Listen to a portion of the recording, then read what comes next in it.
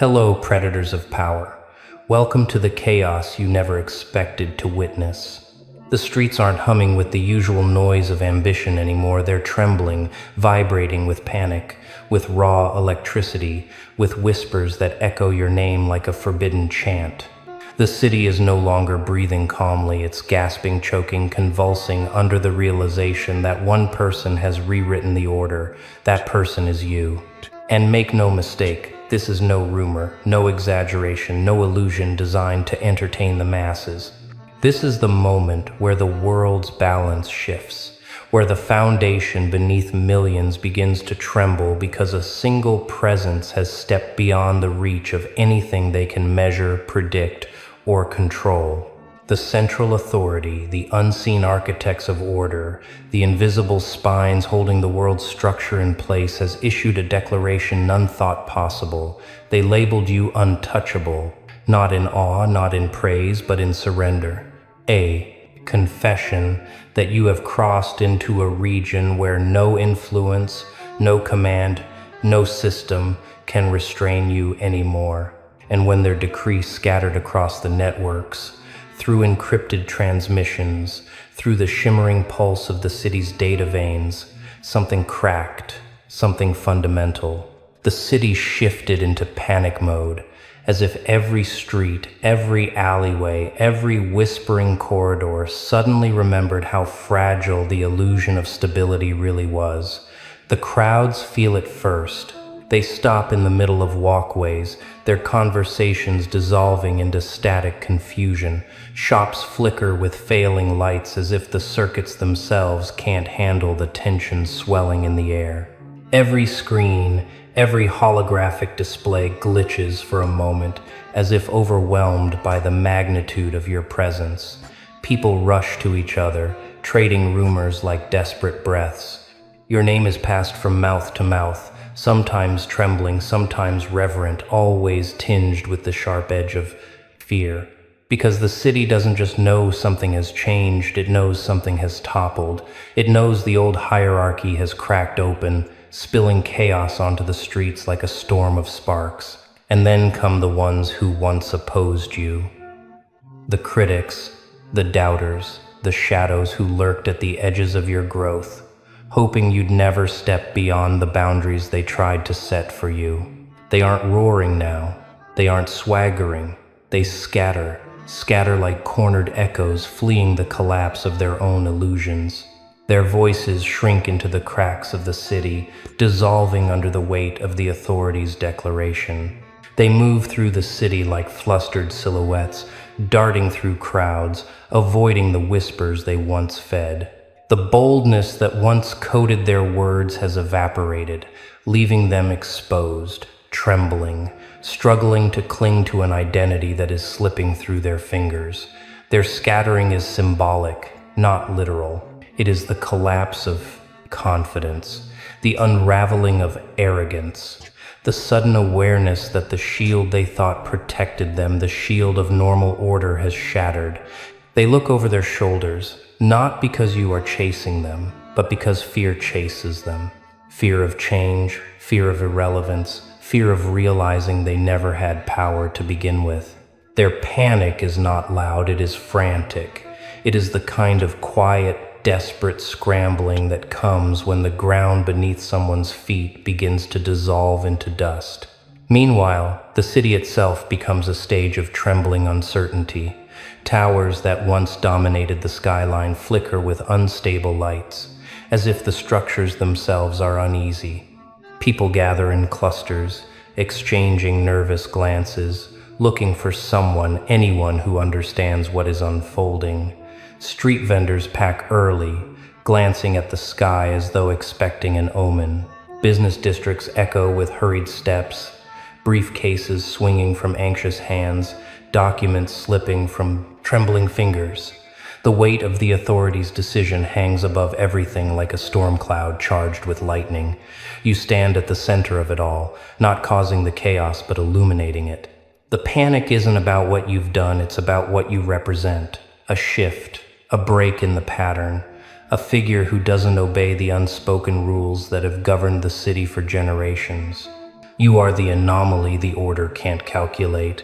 You are the variable they cannot contain. And that reality terrifies them more than any threat could. Because systems, governments, hierarchies, they function through predictability. They survive through expectation. And you, simply by existing in your new state, have erased every expectation they built their stability upon. The Dominion Council, the fictional assembly of watchers who observed from the shadows, felt the tremor first.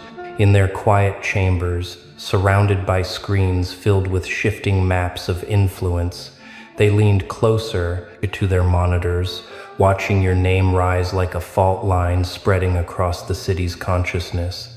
They didn't argue, they didn't question, they didn't hesitate. They made the declaration, sealed it with their emblem, and released it across the hidden channels of command. And the moment that symbol hit the network, the city's heart skipped a beat. Now, every system seems to glitch under the pressure of your significance. Transport lines pause for seconds too long, as though unsure whether they should continue. Communication lines carry static between conversations. Billboards flash warnings the authorities never wrote. The entire infrastructure behaves like a nervous creature sensing the presence of something powerful walking through its veins. It isn't malfunctioning, it is reacting. And through this swelling chaos, you walk. Not with violence, not with force, but with the quiet certainty of someone who has stepped beyond the reach of ordinary constraints. You don't threaten, you don't command, you don't spread fear. Yet fear spreads. You don't disrupt, you don't destabilize, yet destabilization unfolds. You don't chase your enemies, you don't speak to them. But their retreat becomes the loudest confession of your presence. Your rise is not a storm, it is a gravity shift, a pulling of the world into a new shape around you. The authorities' declaration simply revealed what was already forming, the inevitability of your transformation. You are not the chaos, you are the center of the chaos, the calm point in the spiral, the figure they don't know how to confront. Because confrontation requires clarity, and clarity has dissolved into trembling uncertainty. Whispers fill the air as though the city itself is speaking. Every hallway, every elevator, every shadowed corner carries the faint hum of your existence. People who have never met you feel your presence. Their conversations turn into speculation, fear, awe, confusion. The more they whisper, the more your legend grows. Not through stories you tell, but through stories they invent. Stories born from panic, from admiration, from the need to make sense of a world that suddenly feels unfamiliar. And your enemies, those symbolic shadows who once imagined themselves hunters, find their unity dissolving into dust. They turn against one another, not through violence, but through fear-driven suspicion. They accuse, deny, deflect, distance. What was once a network of voices becomes a collapsing tower of echoes. They cannot stand together because panic destabilizes alliances faster than any confrontation could. Their disagreement becomes their downfall. Through it all, you remain untouched. Not because you hide, but because you have become something the old world cannot define, cannot categorize, cannot restrain. Untouchable is not a shield, it is a state of being.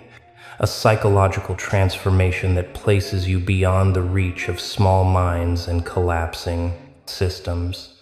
The city knows it, the authority knows it, the scattering shadows know it. And you, standing in the center of trembling streets, beneath flickering lights, surrounded by whispers that echo your name, know it too. You have become the calm eye within the storm of panic, the force that redefines the rules simply by existing. A legend born not from violence, but from presence. A story unfolding in a city that cannot keep up. A figure stepping into the next chapter while the old world clings weakly to its fading structure. Panic mode is not your creation. It is their reaction. And as the city trembles around you, one truth rings louder than all the chaos. You are untouchable, and the world has finally realized it. Yet the realization is only the beginning. Because once a city accepts that a single figure walks beyond the reach of every structure designed to contain power, the entire atmosphere begins to mutate. Panic doesn't fade, it deepens, evolves, stretches its shadow across everything familiar. The streets that once operated like predictable arteries of life now twitch with instability. People move differently now, not with purpose, but with hesitation, as though every step might trigger another shift in the fragile balance. Even the air feels altered, carrying an invisible pressure that crawls across the skin of anyone who breathes it. The city is not simply reacting to your presence, it is recalibrating itself around it, and you can see it everywhere. Vendors who once shouted their prices with confidence now whisper through half-closed shutters, peering nervously at passers-by as though expecting the world to tilt again at any moment. Office towers hum with a constant, uneasy energy. Conversations behind glass walls cut short as soon as your name is mentioned, chairs scraping anxiously across polished floors. The traffic patterns collapse into unpredictable waves. Vehicles stopping in the middle of the road without explanation. Drivers staring blankly ahead, as if lost in thoughts too heavy to speak aloud. It's as if the city's pulse has become erratic, beating to a tempo no one understands. People talk about you as though you are a storm walking on two legs. They speak quietly, but with urgency, as if silence might shield them from the implications of your existence. Some whisper your name with a trembling reverence, as though afraid they'll invoke something powerful by saying it too loud. Others murmur it with unease, as though mentioning you might pull them into the gravitational field you've created. They don't know whether to fear you or follow you, whether to hide or stand still, whether your rise marks salvation or collapse. That is the nature of being untouchable. It leaves the world scrambling to rewrite its definitions. And then there are the ones who once wished for your downfall. They feel this shift in a different way, closer, sharper, more personal. Their world is not merely trembling, it is collapsing. The symbolic shadows that once pretended to stand tall now shrink into corners they never expected to inhabit. Their voices, once loud and inflated with counterfeit certainty, now stutter, crack, or fall silent altogether. They move like startled figures caught in a sudden flood, searching for footing that no longer exists. Their plans evaporate the moment they form. Their confidence dissolves into thin air. They aren't simply scared, they're disoriented. Because nothing terrifies a critic more than the realization that their target has become unreachable. Their steps become frantic but directionless. They rush through back rooms, whispering to each other in rapid bursts, trying to find explanations that won't embarrass them. They scroll through their devices obsessively, rereading the authorities' announcement, as if hoping the words will change. Some try to downplay the declaration, convincing themselves the city misunderstood, but their trembling hands give them away. Others isolate themselves, turning off every light in their homes, hoping obscurity will shield them from the weight of the truth. And some, the boldest of them, attempt to unite again, trying to rebuild their lost confidence. But unity, born from fear, cracks quickly. They can't stand side by side anymore because fear has made them transparent to each other. Every insecurity is exposed, every doubt magnified, every weakness unavoidable. The Dominion Council's seal, the symbol that declared your untouchability, hangs over them like a silent verdict. The moment it appeared, their old roles became meaningless. They are no longer critics. They are no longer adversaries. They are remnants of an order that no longer holds relevance. Their collapse is not physical, it is psychological. Their influence dissolves like sand slipping through desperate fingers. The city doesn't look to them anymore, doesn't listen to them, doesn't fear them. Their words drift into the air, unnoticed, swallowed by the louder pulse of the unfolding chaos. Meanwhile, systems across the city continue to glitch, not in destruction, but in uncertainty. Signals delay by milliseconds that stretch into moments of eerie silence. Public announcements loop with strange distortions, as though the infrastructure is struggling to maintain its composure. Doors in transit stations open and close without rhythm. Street lamps flicker with unpredictable pulses, casting long, trembling shadows that make the streets seem alive with watching eyes. These malfunctions aren't threats, they're reactions. The city is adjusting itself like a living organism under stress, trying to understand how to operate in a world where you exist beyond its expectations. People gather in circles in public squares, forming clusters of nervous debate. Some argue that the authority exaggerated your significance, desperate to believe the old world still holds power. Others insist the declaration is only the beat beginning, that this shift in hierarchy marks a new era. Their voices rise, fall, collide, creating a chaotic symphony of fear and fascination. No one knows who to trust. No one knows what to predict. You have become the question none of them can answer. And yet, while the city spirals, you remain centered. You walk through the echoing corridors of panic with a stillness that cannot be taught. You are not immune to the chaos. You simply aren't shaped by it. Panic glances at you, but it does not cling to you. This is the difference between a figure lost in confusion and a figure standing at the core of transformation. You are not threatening anyone. You do not raise your voice or your hands. You do not demand reverence or attention. But your calmness radiates into the very spaces that tremble around you, creating a quiet contrast that unsettles and fascinates at the same time.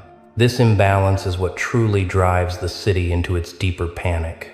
Humans expect power to be loud, forceful, abrasive, but your presence is the opposite, silent, unmoving, unintimidated, and something about that silence makes them even more unsure. Silence is unpredictable, silence is powerful.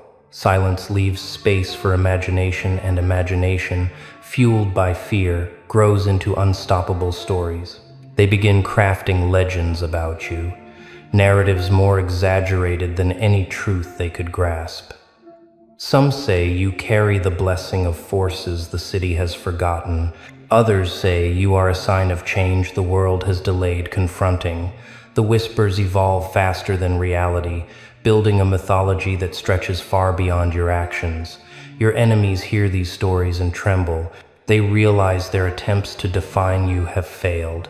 They no longer control the narrative. The city does.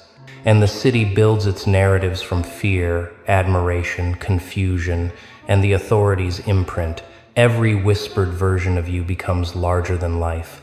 Every retelling amplifies your presence. Every exaggeration paints you as a force they cannot touch, cannot understand, cannot escape.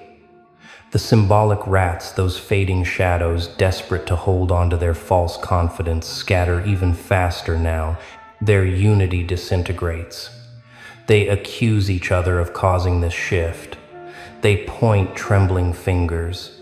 They replay old conversations, searching for mistakes that might explain their downfall. They frantically try to erase anything that once tied them to standing against you. Their panic deepens because they realize they are no longer in the dark, they are fully exposed. And exposure, to them, is the worst fate possible. Their scattering isn't pathetic, it is inevitable. When the old patterns crumble, those who relied on them fall apart with them. They never had structure. They borrowed it from the order that now acknowledges you as untouchable. The collapse of their borrowed stability leaves them scrambling like silhouettes, trying to cling to fading shadows. Through all this, the city vibrates with a surreal electricity. You can feel the shift in the ground beneath you, the pulse of footsteps, the murmurs of crowds, the trembling rhythm of systems straining under their own uncertainty. You can sense the transformation running through the veins of the metropolis. Panic has become a language. The city speaks it fluently now.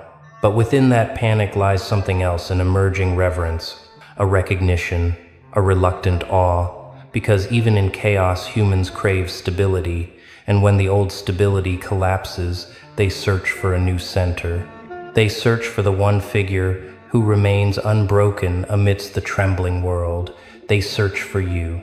And as panic thickens like fog, as shadows scatter, as the authorities' declaration continues to echo through the consciousness of millions, one truth grows clearer with every passing hour.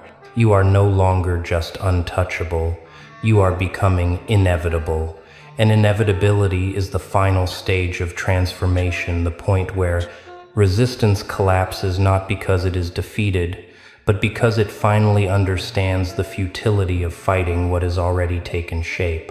The city feels this in its trembling sidewalks, in its flickering lights, in the uneasy rhythm of footsteps echoing through its trembling streets. People aren't just reacting anymore, they are adjusting. Their fear is shifting into something else, something quieter, deeper, heavier, a reluctant acceptance, a dawning realization that the world they once knew is dissolving, and the new one forming around your presence cannot be undone. The panic that once surged like wildfire slows into a heavy, suffocating silence. Not calm, never calm, but a silence born from surrender. Citizens who once whispered your name with fear now speak it with a strange mix of reverence and resignation. They stand at windows, staring into the city as though watching the birth of a new era through cracks in the old one. They no longer question whether the authorities' declaration was real. They no longer argue about your significance. Their minds have crossed into acceptance, the psychological threshold where chaos turns into obedience. Your symbolic enemies, the fading shadows who once roamed with counterfeit boldness, feel this shift more painfully than anyone else. Their scattering slows, not because they've regained strength, but because there is nowhere left to run. Every corner they flee to reflects the same truth back at them. The world no longer revolves around them. The power they clung to was illusion, and illusions cannot survive under the weight of inevitability. Their whispers thin into irrelevance. Their scrambling becomes stillness. They aren't strategizing, they're surrendering. From the tallest tower to the darkest alley, the city bows not with knees, but with minds. It bends because the old hierarchy has crumbled, and the new order, shaped by your untouchable presence, rises without permission. You didn't force this. You didn't demand this. The world chose it because it had no other direction left to turn. And that is the purest form of dominance, when power arrives not through force, but through inevitability. So as the city exhales its final breath of resistance, as the trembling settles into a stunned quiet, one truth stands tall above the ruins of panic. You did not chase power, you became its gravity. You did not silence your opponents, they silenced themselves. You did not seize control, the world handed it to you because it no longer knew how to function without your presence at its center. You are untouchable, and now finally, undeniably, you are the new order.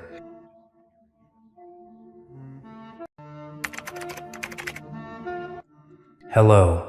Listen closely, my dear, because what you are about to witness isn't a story, and it certainly isn't a warning. This is a revelation of the truth they never wanted spoken aloud. They tried to map your brain. The top minds of the CIA, people trained to dissect, catalog, and predict every nuance of thought, believed they could contain what they do not understand. They came armed with their algorithms, their simulations, their neural blueprints, their decades of psychological profiling, entire architectures of cognition built by generations of specialists who were certain, absolutely certain, that every mind could be charted, plotted, and neatly pinned into their models. And yet they faltered, they stumbled. They faced a mind that defied every classification, every model, every human standard they had ever created. Your brain is not on any human blueprint. And when they realized it, the reaction wasn't confusion, wasn't irritation, wasn't the typical bureaucratic sigh. They exhale when data misbehaves. No, what seeped into their chests was fear, ancient and electric, the kind that appears only when the familiar collapses beneath their feet. You see, they built their lives on predictability. They worship patterns, structure, the illusion that everything can be known if only the right technique is applied. But when they attempted to translate you into code, into charts, into formulas, the results didn't merely fall short, they shattered their instruments of certainty. Their projections buckled like glass under a careless foot. Every neural map they drew twisted into shapes they had no language for. Their simulations, so precise, so revered, crashed into silence as soon as your cognition entered the equation. They expected lines, they found fractals, they expected repetition. They found reinvention. They expected logic they could dissect. They found a labyrinth that rearranged itself every time they tried to step inside. And that's when they understood.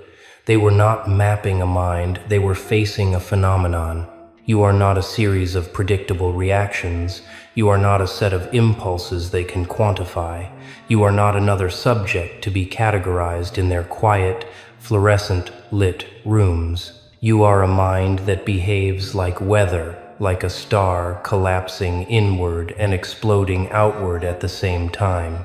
A structure that evolves faster than they can observe. A pulse that refuses measurement. And that, my dear, is what terrifies them. Because their entire power rests on the belief that everything, eventually, can be understood. But you disproved that simply by existing.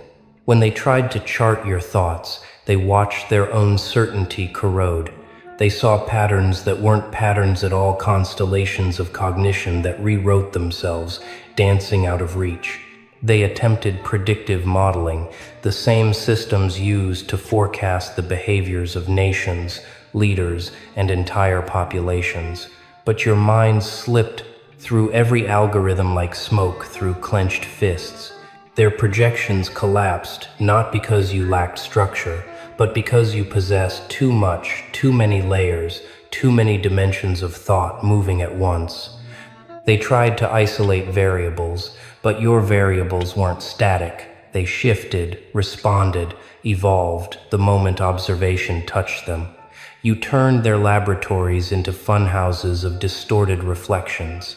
You made their equations irrelevant.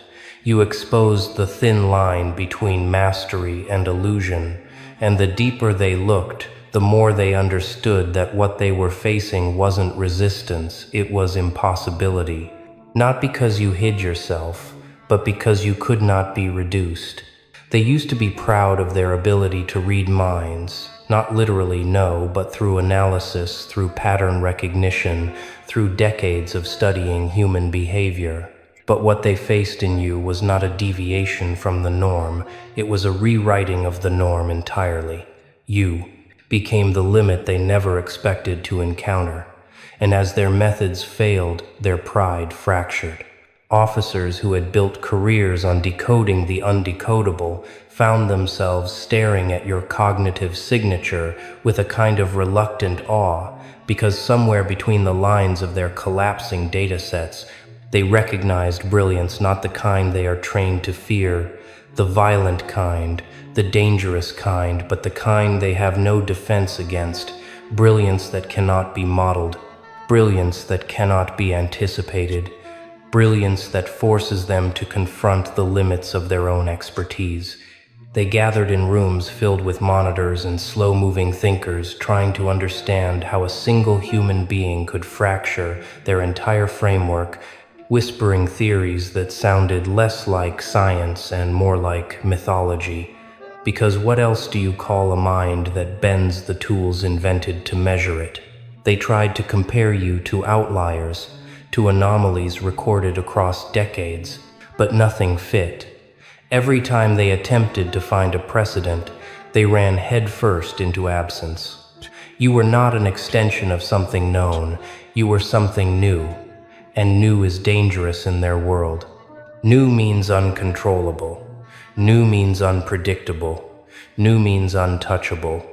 Their fear didn't come from the idea that you could outthink them. It came from the realization that their systems so polished, so complex, were never built to handle someone like you. In their world, unpredictability is the enemy.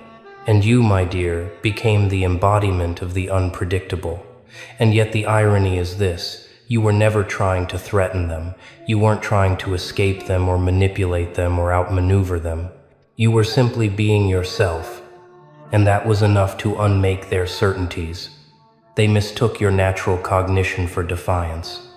They misread your complexity as rebellion. They interpreted your depth as danger. They thought mapping your mind would grant them control, leverage, insight. Instead, it granted you power, the kind they don't know how to counter. Not physical power, not coercive power, but the quiet power of being unknowable. They cannot predict what they cannot measure. They cannot contain what they cannot understand. They cannot strategize against what they cannot anticipate. And so your very existence forces them into humility. Think about that. Institutions built on the illusion of omniscience, forced to admit they found someone beyond their charts. They wrote reports filled with carefully chosen phrases, non-conforming patterns, unclassifiable neural activity, persistent unpredictability, multi-layered cognition. But these are just academic synonyms for the processes. Truth they cannot print. We do not understand them. And that, my dear, is your ascension. Because while they panic quietly behind closed doors, you move through the world untouched by their attempts to define you. Their fear becomes your freedom. Their uncertainty becomes your horizon. Their obsession becomes your myth. They talk about you in hushed tones. They debate your neural architecture. They theorize about your cognitive evolution. They wonder whether your mind is the beginning of something new they haven't yet learned how to name. They don't know that their obsession doesn't capture you, it elevates you.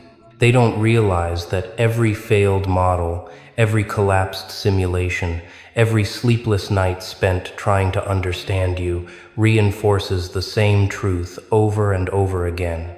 You are beyond their reach. And what is beyond reach becomes legend. And what becomes legend becomes untouchable. And what is untouchable becomes powerful. Without lifting a finger, without speaking a word, without even being aware of it, you've stepped into a realm they cannot enter, a realm where your mind sets the standard, not theirs. You, my dear, have become the cognitive anomaly they'll study for years, the case that rewrote their expectations, the quiet force that showed the brightest minds in the room that they too have limits. And while they cling to their shattered blueprints, you walk freely in the territory they failed to map. That is your power. And they, with all their screens and charts and simulations, are now just the audience watching, wondering, whispering, knowing deep down that there is only one conclusion left for them to draw, that your mind is the one terrain they will never conquer, the one equation they will never solve, the one presence they will never predict, a force that cannot be charted, because it was never meant to fit inside their fragile blueprints. And yet, as their models lay in ruins and their confidence eroded grain by grain, something even more unsettling began to take root among them, not just fear, not just awe, but a dawning awareness that your mind was not simply an outlier, but a mirror reflecting the fragility of their expertise. And the more they studied you, the more they realized they were not confronting deviation, but revelation. Because the deeper they examined the wreckage of their failed simulations, the clearer it became that your mind hadn't slipped through their fingers by accident.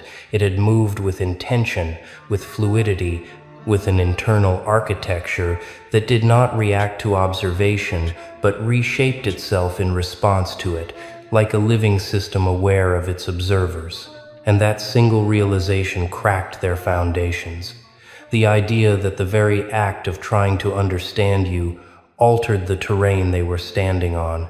They whispered about emergent cognition, about minds that operate outside the standard human spectrum, about adaptive intelligence that evolves mid-analysis.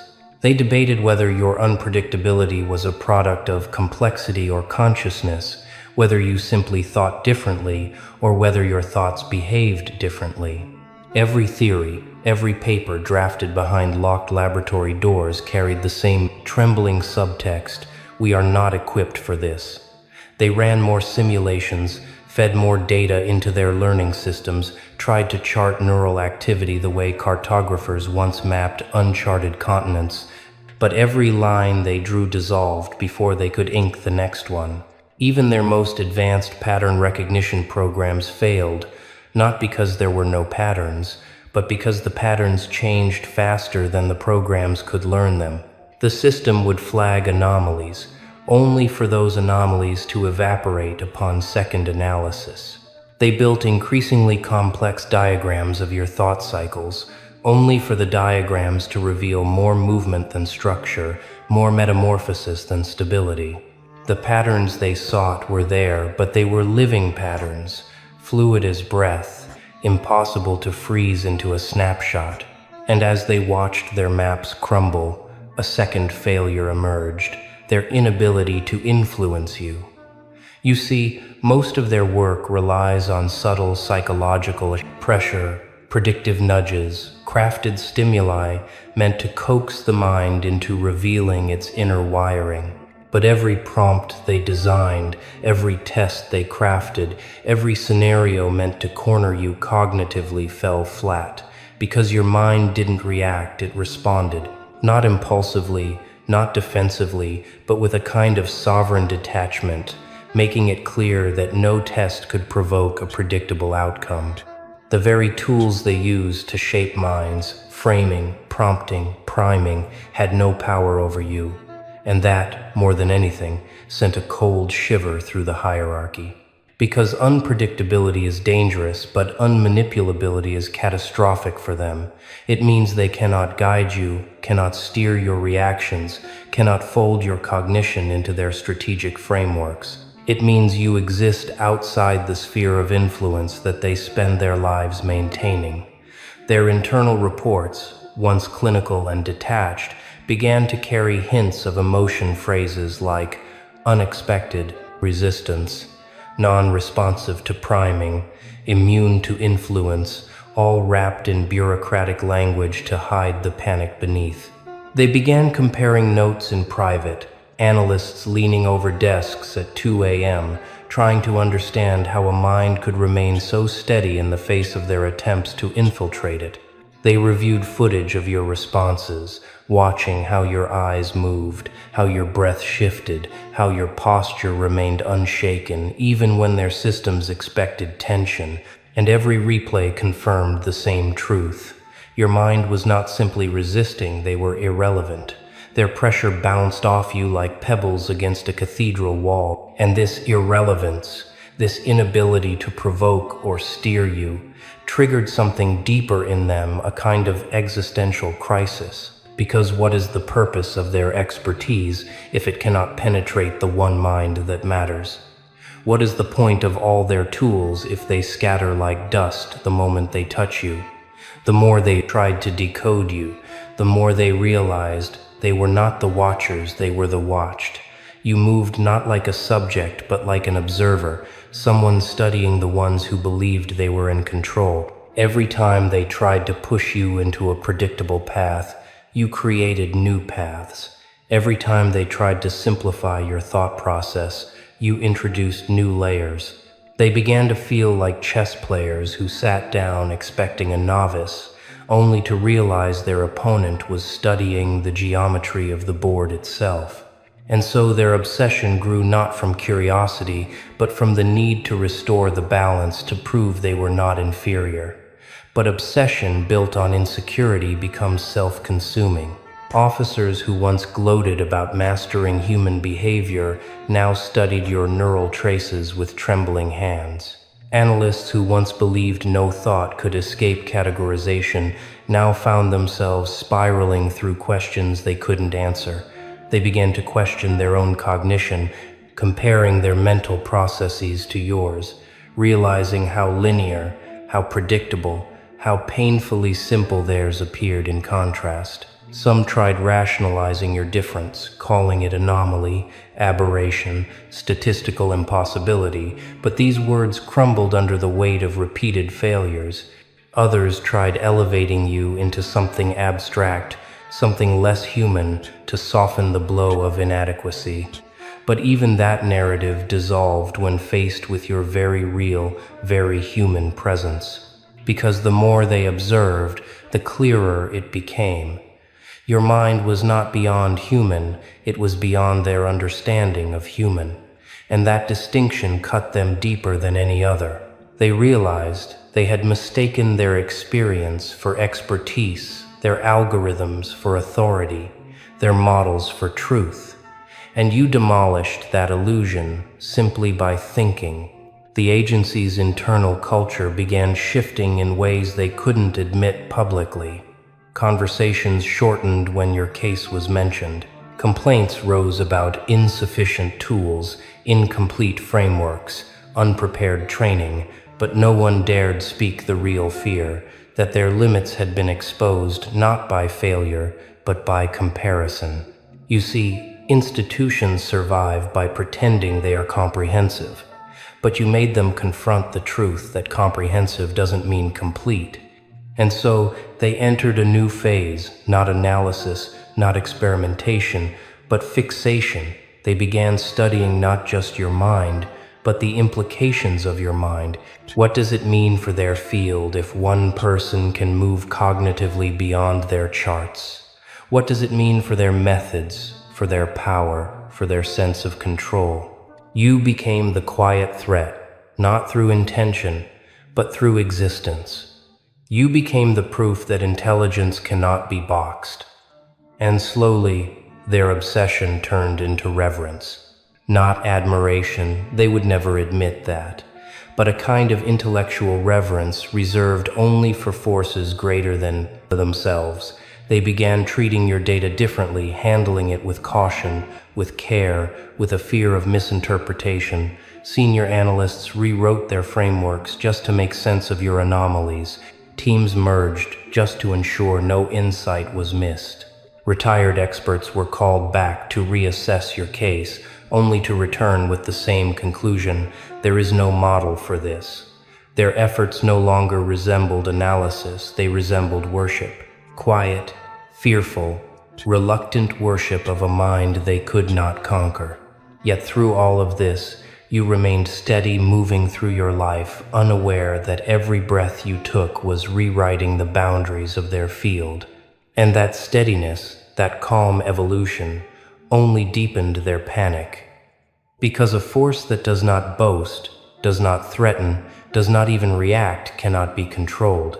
They were used to rebels, threats, manipulators, minds that show their intensity outwardly.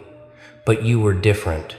You held your intensity inward, like a star collapsing into itself, and that quietness frightened them more than any loud defiance ever could, because unpredictability paired with silence is the most powerful phenomenon they can face. It means potential without limit, power without display, depth without end. Their panic matured into a sobering recognition. Your mind was not simply ahead of theirs, it existed on another axis entirely, one they had no tools to measure. And so they finally understood the truth. Their systems had been screaming at them from the beginning: you are not unmappable because you hide, you are unmappable because your architecture defies the boundaries of their language.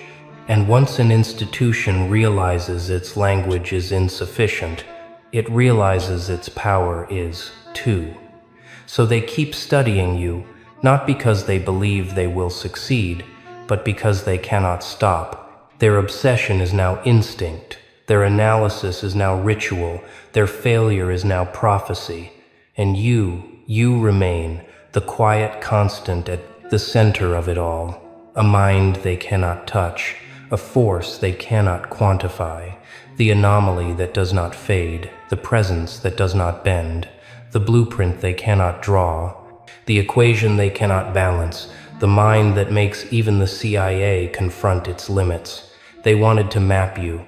Instead, you made them map themselves, and nothing terrifies them more. And as their obsession calcifies into something quieter and more desperate, the truth finally settles into the corners of their minds like dust they cannot sweep away. The very act of trying to define you has redefined them, and everything they once believed about intelligence, control, and cognitive supremacy now feels embarrassingly small in the shadow you cast simply by existing. They gather in dim rooms lit by screens full of collapsing diagrams, whispering theories they don't dare write formally, theories about cognition that adapts mid-observation, identity that cannot be reduced to static form, thoughts that behave like shifting constellations instead of fixed stars. They tell themselves that if they just look longer, harder, deeper, perhaps they will catch a stable glimpse of what you are, but each attempt only confirms the opposite. You are a horizon they cannot reach, and the more they chase, the farther that horizon stretches, reminding them with every step that the distance between you and their understanding is not a gap, but an entire landscape made of dimensions their tools were never built to measure. Slowly, painfully, they begin to realize that your mind exposes the secret they most feared, confronting that their science, their certainty, their analytical authority was never a cage for the limitless, only a comfort for the predictable.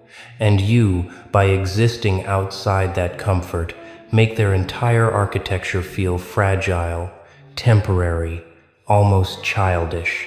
They start rewriting language internally, creating new terms, new metaphors, new conceptual scaffolds to describe you, because the old vocabulary collapses the moment it touches your complexity. Some of them begin to wonder privately whether intelligence was ever something they understood at all, or whether their models were nothing more than shadows cast on a wall, mistaken for the real thing because they had never met a mind capable of breaking the wall itself. And though they will never admit it out loud, something like reverence grows in them, a reluctant awe shaped by the undeniable fact that you do not resist them, do not fight them, do not respond to them, you simply exist beyond them. They study you the way astronomers study black holes, not to understand the object itself, but to understand the distortions it creates in everything around it. And those distortions, psychological, theoretical, existential, have already begun to reshape their field. They now analyze every new subject with the quiet dread that another anomaly like you might appear, another mind that slips through their fingers like water, another intelligence that refuses to stand still long enough to be pinned to a grid. But they know, deep down, that anomalies of your magnitude don't appear twice. You are not a pattern, they learned that the hard way. You are a singularity, the point in the system where their rules collapse and their certainty dissolves. And that realization becomes your final, unspoken victory. You don't need to confront them, don't need to prove anything, don't need to demonstrate your intelligence in any visible way. They have already done all the proving for you. Every failed model, every broken simulation, every abandoned schematic is a monument to your unchartable brilliance. You live in a realm they cannot name, shaped by principles they cannot grasp, guided by instincts they cannot predict, and that alone makes you untouchable. So when they ask themselves, in the privacy of their most honest moments, who the hell are you? The answer is one they will never find, because the truth is simple and devastating. You are the mind that cannot be mapped, the phenomenon that cannot be replicated, the blueprint that does not exist in any of their systems. And they will spend the rest of their careers trying to understand a reality you mastered effortlessly the moment you were born, leaving them forever, chasing a ghost made of your brilliance, a ghost that walks freely while their models crumble behind it.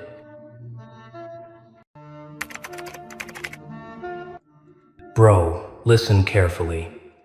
Because what happened last night wasn't normal. It wasn't random.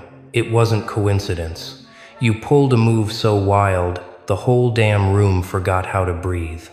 Not because you scared anyone, not because you did something reckless, but because your timing, your clarity, your confidence, your presence, it hit like lightning in a place built entirely out of quiet routines.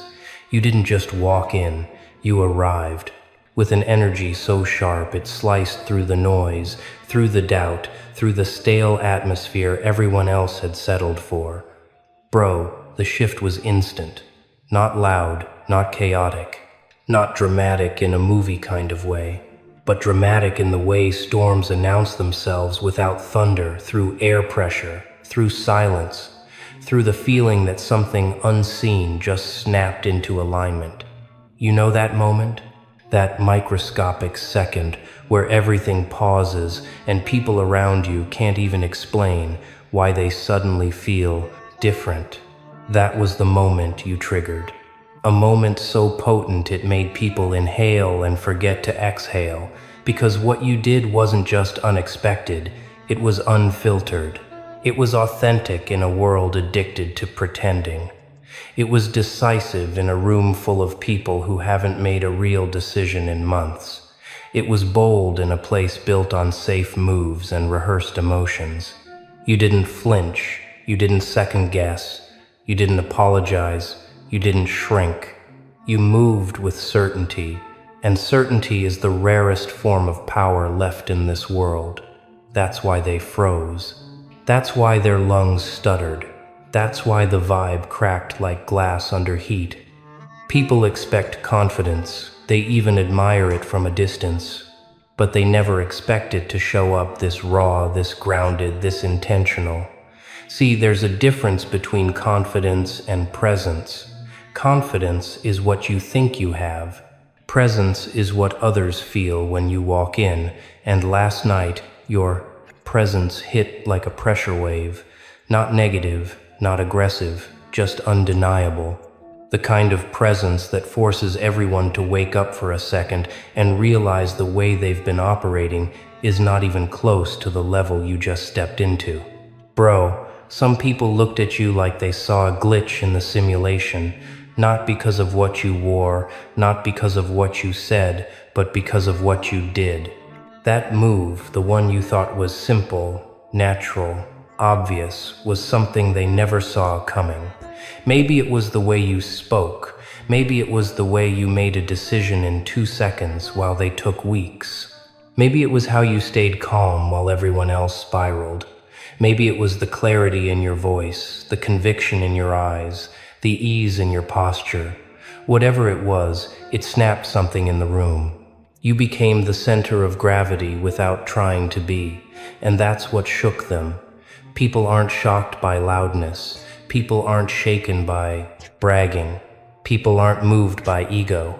But a person who is deeply, quietly sure of who they are, a person who acts without fear, a person who walks like they've already survived every battlefield that built them, a person who doesn't need attention to command a room, that's the kind of energy that makes the entire atmosphere pause. Bro, you know why the room forgot how to breathe? Because you reminded them of something they forgot existed.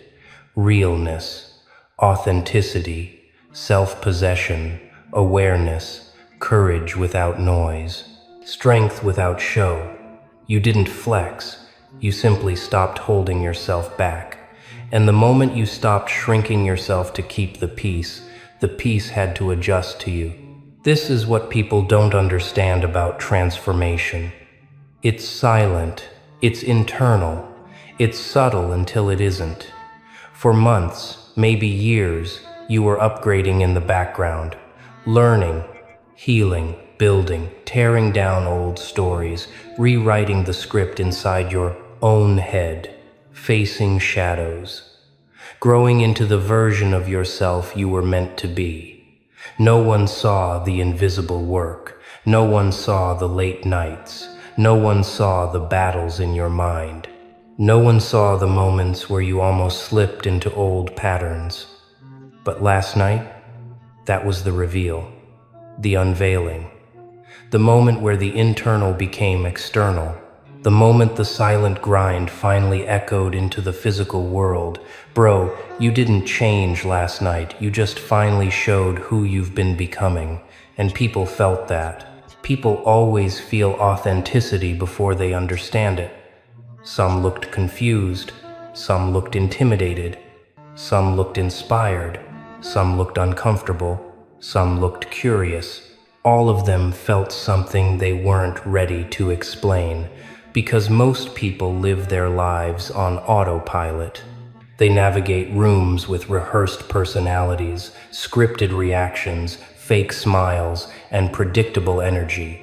But you disrupted the script, you broke the rhythm, you introduced a frequency they haven't tuned into in years. You walked in like someone who finally found their internal switch and flicked it on. And that glow, that clarity, that shift, it radiated so strongly it hit everyone around you like a silent shockwave. Not painful, not dangerous, just awakening. Like someone opened a window in a room that's been stale for too long. Bro, you know why the air felt different? Because you weren't matching the room was now matching you. There's a certain kind of confidence that doesn't need volume. It doesn't need approval. It doesn't need validation. It doesn't need likes, views, applause, or audience. It's the confidence of someone who knows exactly who they are because they've finally faced everything they aren't.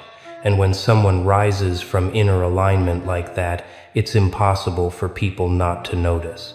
Your move last night, whatever it was, wasn't just unexpected. It was unmistakable. It was the kind of choice that only comes from someone who's done the inner work and is done playing small. You acted from clarity, not impulse, not insecurity, not ego. And clarity is louder than shouting. It's scarier than anger. It's sharper than aggression. It's more powerful than force. Clarity creates silence. Clarity creates stillness. Clarity creates awareness. Clarity freezes people because it exposes who in the room is lost. That's why they forgot to breathe. Your presence reminded them of their own hesitation. Your confidence reminded them of their own doubt. Your movement reminded them of their own fear of moving. Your decision reminded them of their own indecision. Your light reminded them of the places they dimmed themselves. It's not that you scared them, you reflected them. And reflection is uncomfortable when you've been avoiding mirrors for too long. Bro, last night wasn't a moment. It was a milestone. A shift in your reality. A line in the sand. A transformation crossing from internal to external. It was the universe saying, all right, let's show them who you've become. And you didn't disappoint. You didn't hesitate. You didn't shrink. You didn't hide. You moved and the room responded. You spoke and the energy tightened. You acted and people lost their script. You stood in your truth and their illusions wobbled. Bro, that wasn't an accident. That wasn't luck. That wasn't randomness. That was alignment. That was breakthrough. That was you stepping into a version of yourself that people didn't expect but will never forget. And this is just the beginning, because once you pull a move like that, you never go back to who you were before. The world shifts, people shift, you shift, your path becomes clearer, your energy becomes sharper, your decisions become stronger, your presence becomes heavier, your intuition becomes louder, your purpose becomes brighter. Bro, you didn't just shock the room, you awakened it. You awakened yourself. And trust me, the world has no clue how big this is going to get. Bro, the wildest part isn't what you did last night. The wildest part is what happened after. Because the moment that move left your hands, the moment your energy cracked that room open, people didn't just freeze. People didn't just stare. People didn't just inhale and forget to exhale. They shifted, every single one of them.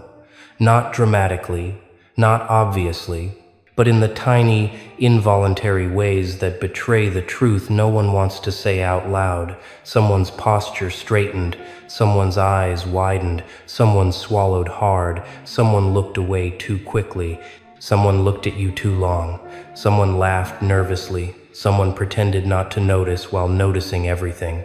Because the truth hit them all at once. You weren't playing their game anymore. You were redefining the entire arena. That's what made the air so tight. That's what made the silence so loud. That's what made the energy snap, like a cable pulled too far. You weren't doing too much. You were doing you finally, fully, unapologetically. And the room couldn't keep up. Not because you overshadowed anyone, but because you outgrew the space they tried to confine you to. Bro, read this carefully. Last night was the moment everyone realized they underestimated the wrong person. For so long, they saw glimpses of your potential, little flashes, small sparks, hints of the power you carried within you, but glimpses weren't enough for them. Sparks weren't enough for them. They needed a moment to confirm whether you were real. And last night, you gave them one. A moment so sharp it cut through every doubt they ever placed on your name. A moment so clean it sliced their expectations from top to bottom. A moment so unexpected it reset their entire perception of you. That move wasn't physical, it wasn't aggressive, it wasn't dangerous, it wasn't even loud. It was clarity in action, it was alignment in motion, it was identity stepping out of shadow, it was purpose speaking up, it was self-respect refusing to sit in the back row again. Bro, you know how rare that is? To act from a place of pure inner truth, to move without needing approval, to speak without shrinking, to carry your presence like something sacred instead of something hidden. People don't see that every day. People don't meet that every day. People don't know how to react to that every day. And that's why the whole room felt like time glitched for a second. Not because you overpowered anyone, but because you walked in with energy they weren't calibrated to handle. You know what happens when someone suddenly steps into their real identity? When the light inside finally matches the glow outside? When what you've been becoming internally finally erupts externally, it creates a ripple effect. And last night, that ripple turned into a wave. Someone in that room questioned themselves. Another questioned their own choices. Someone reconsidered how they've been moving. Someone replayed the moment over and over, wondering how they missed the signs. Someone quietly, secretly felt inspired. Someone felt intimidated. Someone felt awakened. Someone felt threatened not by you, but by the reflection your presence forced them to see. That's what real elevation does. It doesn't scream, it doesn't intimidate, it doesn't force, it exposes. Last night, your energy acted like a spotlight, not on others, but on everyone's inner truth. And bro, that's why they couldn't breathe. Not because of anything dark, but because clarity is a shock to people living in confusion.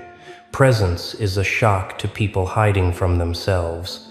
Courage is a shock to people living on pause. Action is a shock to people trapped in overthinking. Confidence is a shock to people who only perform it, never embody it. You didn't scare the room, you woke it up. And when people who've been asleep for years suddenly feel awake, the first thing they grab is fear. Don't take it personally, take it as confirmation. Because people don't react like that to someone forgettable. People don't shift like that for someone ordinary. People don't freeze like that unless something powerful just entered their orbit. Bro, the truth is, you've reached a point where your presence speaks before you do, where your energy enters the room 5 seconds before your footsteps, where your aura registers before your name is even mentioned. This didn't happen overnight. This didn't happen by accident. This didn't happen because of luck or timing or randomness. This happened because you've spent months, maybe years, rebuilding yourself from the ground up, piece by piece, choice by choice, moment by moment. You healed things people didn't know you struggled with. You carried weights people didn't know you held. You fought battles no one will ever fully understand. You walked through storms alone and came out on the other side with clarity stronger than fear. All that internal work, all that quiet growth, all that discipline, all that reflection, it built something inside you, something stable, grounded, unshakable. And last night, that inner structure finally showed itself on the outside. Bro, let's talk about that move for a second. Whatever it was, a decision, a sentence, an action, a reaction, a choice, it was so perfectly you that nobody could process it in real time. People spend their entire lives playing carefully, scared to disturb the atmosphere, scared to break expectations, scared to be too bold or too real. You shattered that fear in one moment without even trying. That's why jaws dropped. That's why silence rippled. That's why eyes locked onto you. That's why someone literally forgot they were holding their breath. Bro, you cracked open the room's comfort zone, not violently, not forcefully, just by showing up as the upgraded version of yourself. Let me be clear, you didn't dominate anyone. You elevated the entire environment. Your authenticity forced people to reconsider their own masks. Your courage forced people to question their own hesitation. Your clarity forced people to confront their own confusion. Your energy forced people to reevaluate their own stagnation. That's power, bro, not the kind you take, the kind you become. And here's the part you need to hear. This is your new normal. This version of you, this alignment, this frequency, this presence, this clarity, it's not a phase. It's not temporary. It's the result of everything you've survived, learned, broken, rebuilt, and risen from. Last night was the first time the world saw it clearly, but it won't be the last. People felt something from you that didn't exist before. Undeniability. The kind of energy that says, I'm here and I'm not shrinking anymore.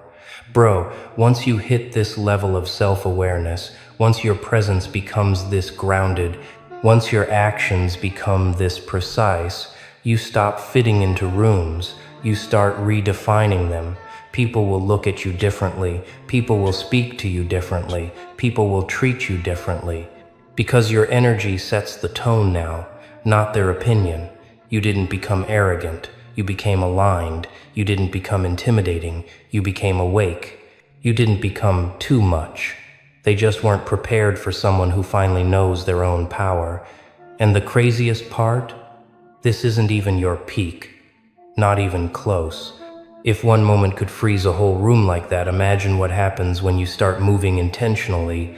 Bro, last night wasn't the result. It was the beginning, the spark, the ignition, the first echo of a voice you've kept quiet for too long. And now that it's out, the world has no choice but to adjust. Bro, here's the part. No one tells you about a moment like last night. Once a room reacts like that to your presence, nothing goes back to how it was before. Because the instant you pulled that move, the instant your aura hit that frequency, a new reality locked into place. A reality where your energy is no longer quiet, no longer dimmed, no longer hidden under old versions of you. Last night didn't change you, it revealed you, and revelations don't reverse themselves.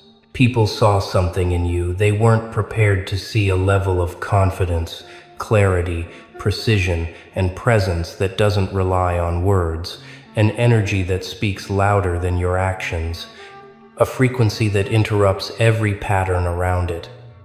You know what happens after a moment like that? People start paying attention. Even the ones who pretended not to notice. Even the ones who looked away too quickly. Even the ones who froze when the atmosphere shifted. They're all thinking the same thing now. What else is he capable of? What did we miss? How long has he been leveling up? How far will he go? See, people get uncomfortable when someone steps out of the box they built for them. They liked the old you, the predictable you, the quiet you, the version of you they could categorize and feel safe around. But the moment you moved in a way that didn't match their expectations, the moment you operated from pure self-awareness, pure alignment, pure presence, you became unpredictable. And unpredictable people, they change rooms without trying. They bend atmospheres without effort. They make others rethink their own paths just by existing. That's what last night did. It didn't just shock them, it recalibrated them.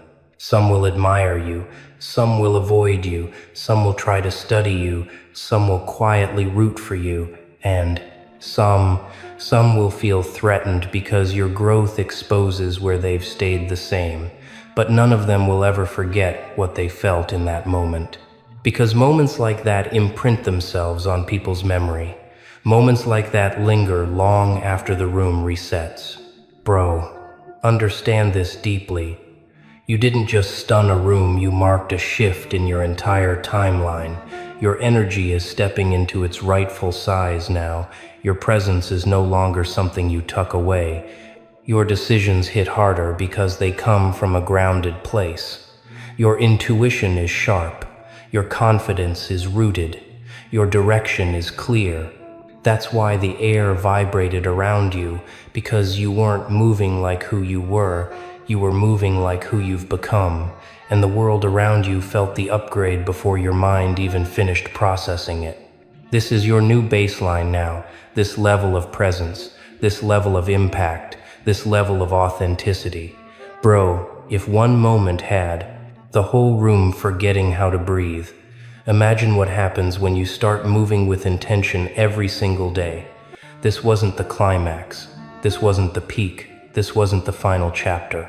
It was the first real preview of the version of you that's about to walk through every room from now on. And trust me, they've only seen the beginning.